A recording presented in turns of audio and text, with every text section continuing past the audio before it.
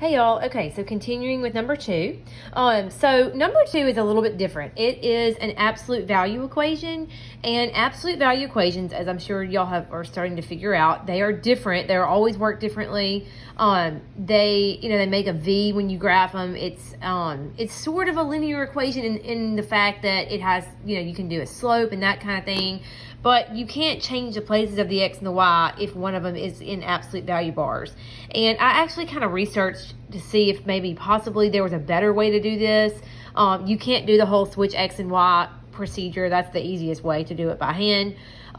In your book, they have an example worked out with an absolute value, and literally all they did was they made an XY chart and they came up with a bunch of ordered pairs, and then all they did was literally swapped all the ordered pairs to graph the new one. So I'm not going to give you one like that. That's basically the only way you can do that. There's not a way as far as switching the X and the Y. So we'll just skip that one for now, for time's sake, since I'm having to video all these. I tell you what, let's go ahead and do another one like number one. Let's work number three. I went ahead and wrote it out over here on paper because I kind of ran out of room last time, so I thought this might be easier. Okay, so I'm going to switch the X and the Y. So that's going to be X equals -4 Y squared plus 1.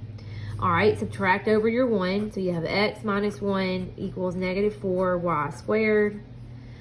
Divide by -4 to get Y by itself. So you have X minus 1 over -4 equals Y squared. All right, take the square root of both sides to get Y by itself.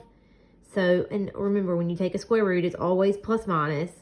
All right, I'll tell you what I'm going to do. Do you see this -4? I'm going to move that negative up here to the top, like that.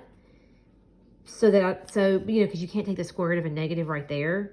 So that's going to be the square root. I'm going to distribute that negative X plus 1, all over the square root of 4 is 2. So, I took that 2 out, and that equals Y. All right, I'm checking the answer. Hold on. Okay, if I look at the answer right here on my computer, they've got the square root.